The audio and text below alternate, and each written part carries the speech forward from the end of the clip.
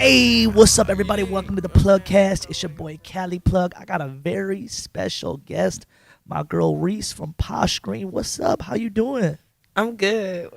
Gravy. Blessed. You know what I'm saying? Gravy, blessed. Hey, and we're hella high. You know how it is. Hella. Hella high, hella high, hella high. I'm gonna get my assistant to grab this. We'll get too high from this. Hey, bro, can you grab this real quick before we jump this interview off? Well, let's get it jumping. So, if people don't know, I'll basically tell them you're an entrepreneur, cannabis pioneer, female dispensary owner and delivery service owner, correct? Correct. Currently, delivery service, licensed delivery service in San Francisco and the greater Bay Area. We just expanded to Contra Costa County and to the actual Bay Area. We were just only in San Francisco. And Congrats on that. Excuse me yes, for interrupting. Thank you. Congrats and on that. dispensary in the works, just waiting for the city's approval. So yeah, everything is like on track of what I'd envisioned. So I'm Good job. very blessed and excited about this year. Tell the people, just manifest. You can do it. Yeah, it was. Was It's it hard? crazy because it's like a manifestation. Everything that's going on in my life, like Epic. I wasn't even in this business like this. I don't know how all this kind of happened. But I do work hard. I work when people are sleeping. I do work 18, 19-hour days. You know what I'm saying? There's no sleep in cannabis. Talk You know, that. I came here just to, like, I got a business thing going on, but I wanted a day to myself and look where I'm at. Like, I don't take days off because I'm a woman, I'm black, and that's just it. This industry is a lot of it's filled with a lot of Caucasian male. That's just who dominates the industry, True. period. And then there's no women, even if it's white, black, yellow, whatever. And then for me to be an African American woman, that kind of looks different from the normal industry women that's in it, because they look like, oh, they're growers, they're cultivators, they just don't look like the part. So people think I'm a stoner when I go to events, I think. Well, I know that for a fact. Damn. So can you tell people how this whole journey started? Like everybody's probably wondering, like, how did it all start? How did the whole weed thing start? How did you get licensed up? How did you get in the game?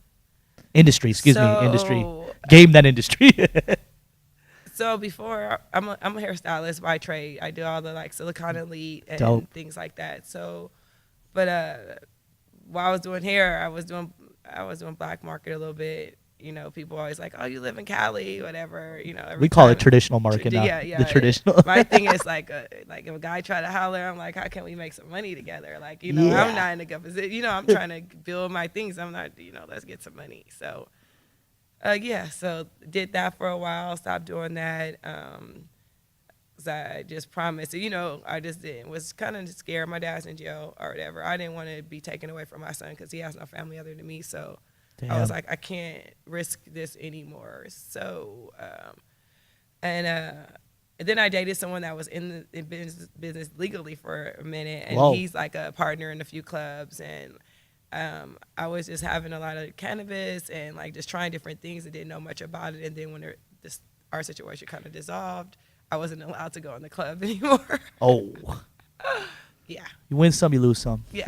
So that's kind of how it kind of started. My dad wanted to talk about some distribution stuff him and his friends in jail to talk about. And then I was like, okay, I studied it. Then I couldn't find cannabis. And then I was like, I'm going to start a delivery service for people who don't understand and need to know, like,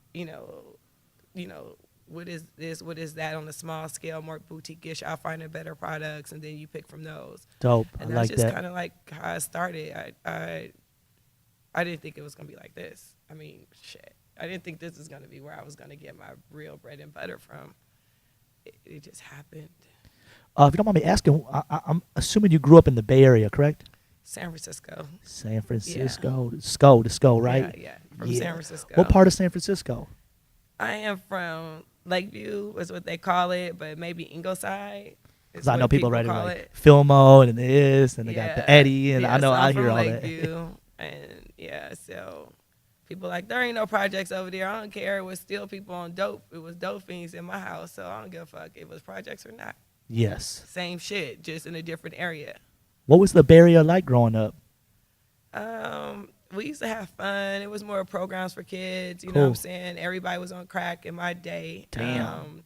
My whole family was, you know what I'm saying? So you just had to survive. You know what I'm saying? There was nobody was there as like role models at this point in the 80s and stuff. Yeah, it was tough. But they at least had like programs where you can go eat free lunches, Cool. food, different things, and my dad, like, he was locked up, so I knew, like, and we lived a good life. He was a multimillionaire, and he was young before he went to jail for like a kingpin charge. Damn. So I knew it was the good life was there, and he always taught us go to school, work hard, hustle. He was very strict, and so he put a lot of good morals in me, and that's part of the reason why I know I'm here, because he was very Cool. a real good person. He didn't know nothing else. He had no other choice. He was good at what he did. It's just the wrong people that you have involved that brings you down. One rotten apple. Your circle brings you down. It wasn't that my dad wasn't good at what he was doing. It was just people that he cared about that got him into the point where he got these different bids. Damn. Yeah, so. Damn. So after you got done with high school, were you smoking weed during high school? When did you start smoking weed? Nah, Did you go to hair school, my college? friends used to be like, why y'all smoke so much? And look at you now. I'm like, I know, huh? I said, this is some weird shit.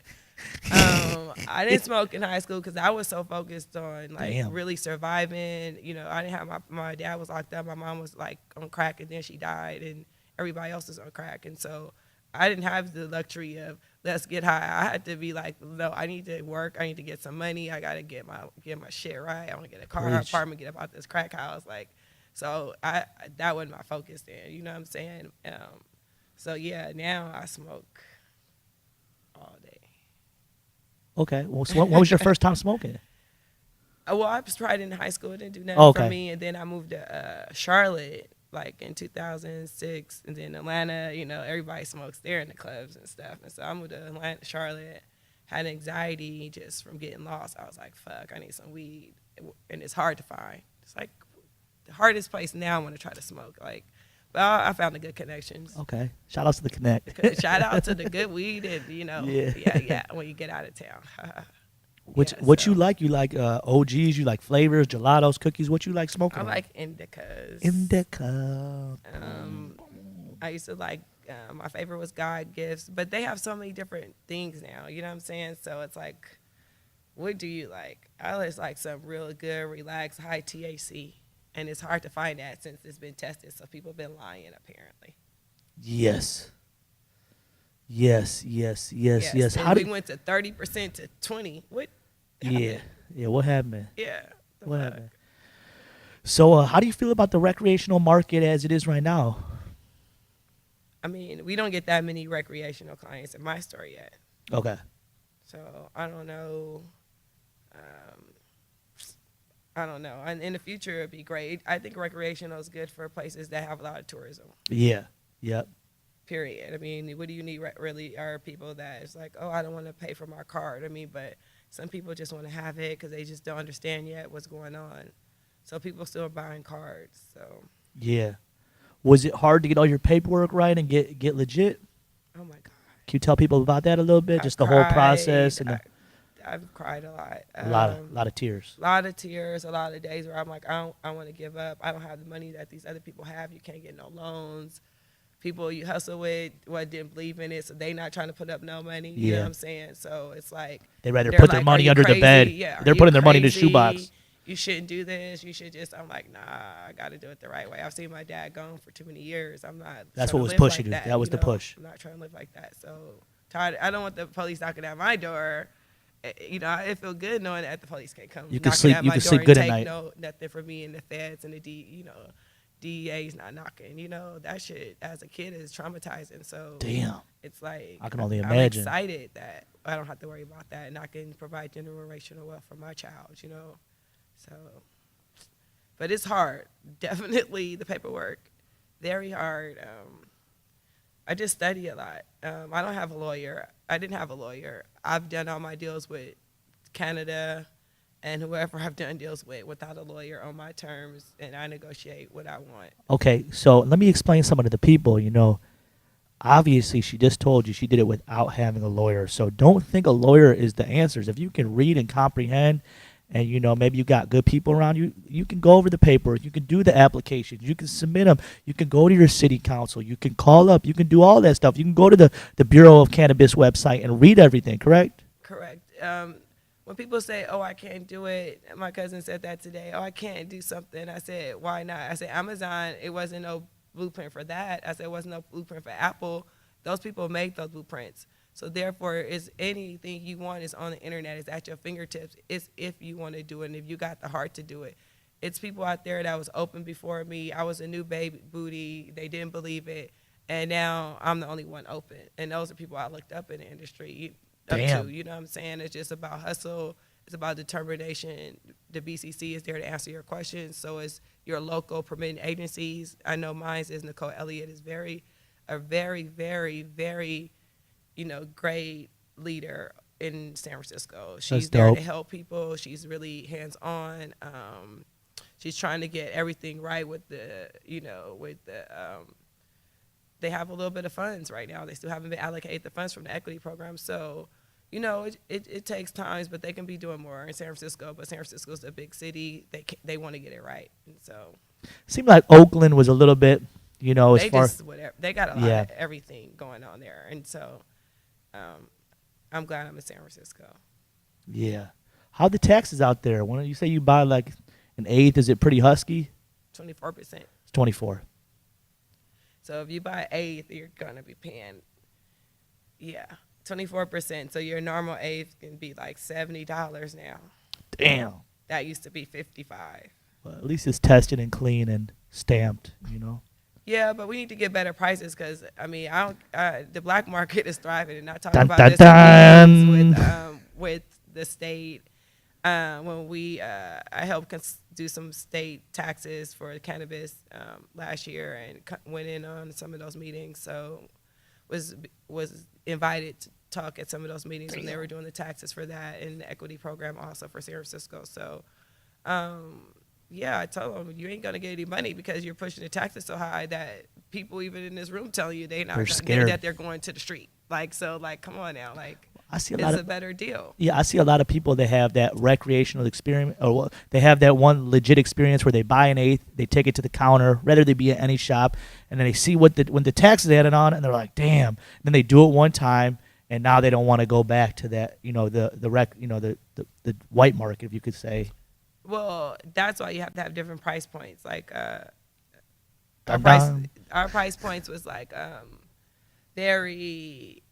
We have a different type of demographic of clientele for my collective or whatever. Okay. So we were very like Silicon Valley, the Okay. millennials, more of the people that spend more money. Our ticket is almost double the average, just because of the type of clients. So the more we get of them, So we probably might like not that have as many discreetness, too. clients. We just have, they just do they spend more, and they are very loyal.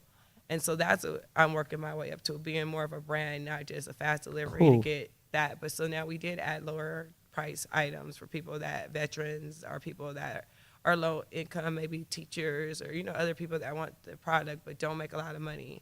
So we could be affordable for everybody. I like that. We I have like added that. because I know I'm very frugal and I don't want to spend $80. sometimes. Frugal, keyword. So, if you don't mind me asking, are the logistics tough for running a delivery service? What's your everyday like? When you wake up in the morning, can you give us like a whole rundown of your day real quick, as far as being up in the Bay? I don't know what's going to happen. You don't know. Every day's unpredictable. Every day is unpredictable. You wake up, you might get an email from Office of Cannabis. You might get an email from BCC. You might get an email from something crazy. City. You might have a vendor delivery. Since I run my company by myself for a year, up until 2 weeks ago, for over a year and a half, all the deliveries and all the everything, website, all the everything.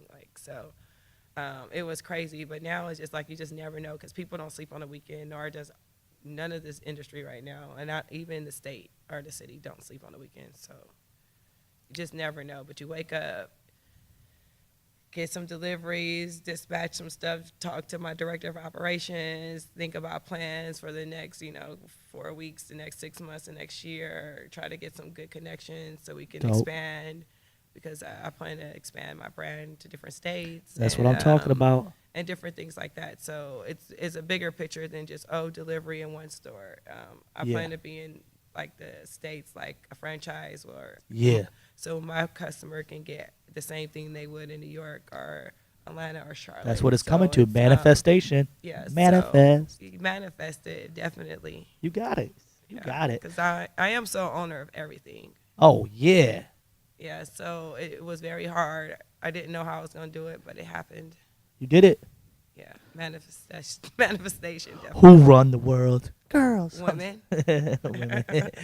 I well, my question was, is it hard running the logistics of a delivery service? Like, what are the, I mean, the inventory in, out? Do you use a POS system? Do you have a web server you like using, or a web company? So it just happened where we're trying to get it right. You have to get it right for seed to sell. And for me to do everything by myself, I just couldn't do like inventory. But I had nobody else working for me, so I know no one's stealing because I'm not stealing for myself. So now that we have, now I have people working. I'm on WebJoint. I mean, I was on WebJoint. I seen that in there. That's my people. I know Chris. Yeah, that's my people. But no, now we're on Meadow, and so then everything is just like goes through the system. Okay. And so how you like that so far? Meadow, they've been pretty good. Everybody has their things that they need to kind of work out. You know what I'm saying? So we'll see. But it's hard. I mean, just with the way things are set up, people undercutting prices because they can't. You know, then it's just the whole situation is just. Are you starting to feel that right now? Oh, I'm feeling like all this. I'm feeling the pain of not getting no money right now. I'll tell you that. Oh, we go team up. You got it. We'll get that. I mean, bag. I'm not worried. It's going to, you know, I know. The people are going to fall off, the unlicensed people. Okay, You know what I'm saying? that's what they're going to sell all the weed, and it's going to be all gravy. It takes time. Okay. Yeah, that's what's up. So if people want to holler at you or ask you some questions, I guess reach out to you. Do you have social media handles you can put out? Well, this week, I'm at Posh, P-O-S-H, Reese, R-E-E-S-E. I've been shut down a lot of times, so yeah, that's where you can find me at, and you can. Let's get into that. Excuse me for interrupting. Like, I've seen that you've had some serious problems with the Instagram. I mean, you compliant, you legit. Now we have these other companies like Jungle Boys and Cookies, and they post flower pictures, and they have the same licenses you have. Exactly. Why are you getting deleted and they're not? I'm not saying they deserve to get deleted, but why is this? What is it? Honestly, they don't. It's like this little percent, like 0.0000007% of black people in the industry. And everybody that I've known to get shut down, from Gas House, Felix, and them. Shout outs to Felix and Gas House. That's the fam right there. People that have been shut down, Blunts and more, they're black. And I don't get it. And they're smaller companies and these big corporate companies. And I don't know if it's a race thing, but I know that we are all licensed. Yes. We can't advertise. You cannot put up prices. We don't do that. You let anybody flag your page for nothing. And then I submitted my stuff where you can submit your license and all this. And I have my license number up there. And I just feel like what you worried about a little bitty on me for? I don't even have your money. I have connections. What you worried about me for? I mean, that's my whole thing. Like, it's all these other companies, way bigger people. I'm little. Go focus on what you're doing and stop focusing on what I'm doing, because you can't make enough next in the move until I do it if you following me. I mean, I don't fucking know, but it's just so unpredictable. It's like your online storefront. And like, I don't want to dial this too much in because I don't want to be a victim of this either. You know what I'm saying? It's awful. So we're just gonna keep it right here, like where it's at. So back to the Instagram. How you just said your Instagram. Can people email you possibly? Maybe they got some questions or something. Yeah, our email is on the website, info@poshgreencollective.com. It's on the first homepage at the bottom. And you can always email us if you have questions or if you have products that you want to show us. Dope. And we can talk about setting up some meetings to see some samples licensed and things like only. that. Yeah, licensed only. We cannot gotta do be any, tested. We can't do Great, work nothing with people great. that's not licensed because we can get our license taken. So Okay. Yeah. Okay. Other than that, like I said, I really appreciate you coming on the PlugCast today. You definitely motivated everyone, and just your story and everything is crazy. Thank you. And do you have any shout outs for anybody? Oh, yeah. Shout out to Angel if she's listening. She's helped me with a lot of legal stuff. And Angel. Donna, Director of Operations, that's really been doing an awesome job and keeping me just everything, together. And And everybody that's been on the team, that's been praying for me, and that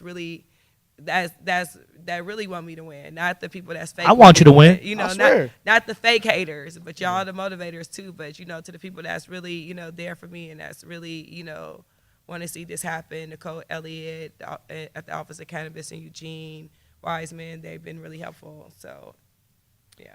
Cool. Well, I really appreciate you coming out. I want to have you on some more PlugCast when you're down here in LA, Yeah. handling your business. You know, Thank you for letting closing me come deals. out. And I want to see that check. Yeah, if y'all not talking about You're giving gonna get me it, them don't worry. checks, You got that. I'm like Cardi B. I like checks. Like, yeah, checks. All right, well, it's a wrap. Thank you so much. Thank you. I'm on a high road. Bitches love flexing the eye roll. You might roll up and shit, I don't. I do this shit with my eyes closed. I'm off the Hennessy, I know. I got some enemies lurking. I got my energy perfect.